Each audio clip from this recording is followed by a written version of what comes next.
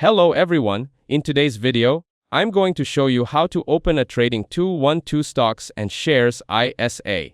First, open Google Chrome on your laptop or PC and type Trading 212 in the search bar. Then click on the official Trading 212 website from the results. Once the site opens, click on Open Account from the home page. Now, choose your country of residence from the available list and click on Next to move forward. Here, select the type of account you want to open.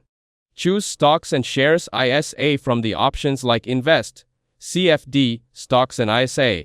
After that, type your email address and set a password for your new account. Tick the box to accept the terms and conditions, and then click on Create Account. After completing the setup, your Trading 212 Stocks and Shares ISA account will be ready to use. You can now begin investing in various stocks and funds, monitor your performance, and enjoy tax-free returns within your ISA allowance.